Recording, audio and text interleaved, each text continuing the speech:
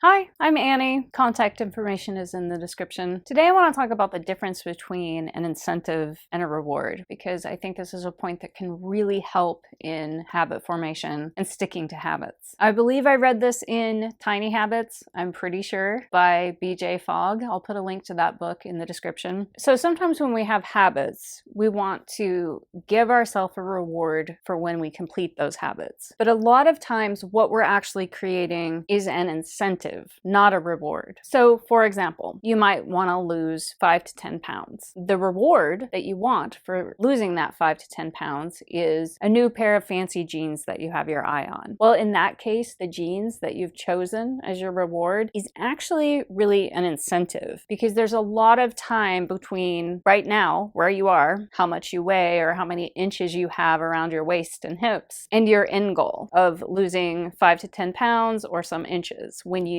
finally arrive at the happy day when you get to purchase the jeans that look good and make you feel great. So there's just time between now and then. And you're not going to see a whole lot of difference day to day. In fact, when you're losing weight, sometimes your weight goes up and goes down and you're kind of wandering in the right direction, but it's not like a straight line. So if I weigh myself today and then I weigh myself tomorrow, there's not going to be a huge difference. And you can plug any other example into this. Like, I'm studying for the bar exam. When I pass the bar exam, I will go on a vacation to Hawaii, whatever. A reward is more immediate. So an incentive is the long-term big prize that you get after you reach your goal, but a reward is more immediate. We have a natural reward system. When we complete a task, we get a little rise in our dopamine and it feels good. Well, you can capitalize on this natural reward by amplifying it. A reward should be immediate. So you should think of rewards that are extremely immediate. Think about training a dog when you're leash training a puppy. As soon as the dog does the correct behavior, you reward them immediately. It has to be immediate in order to reinforce the good habit. Same with bad habits. You know, a big mistake that people make with dog training is they come home from their day at work. Maybe they've been gone for 5 or 6 or 8 hours and the puppy took a crap on the floor. So then you punish the puppy for crapping on the floor when he maybe did that 3 hours ago. He doesn't understand the punishment. It doesn't make any sense. So both rewards and corrections need to be done immediately with dogs and with ourselves. So if you catch a dog in the act of shitting on the floor, then you correct them immediately. No, don't do that. Go outside. You show them the appropriate place to go. So that's reward and correction. It's immediate. Incentive is long-term. So a way that you can boost your body's natural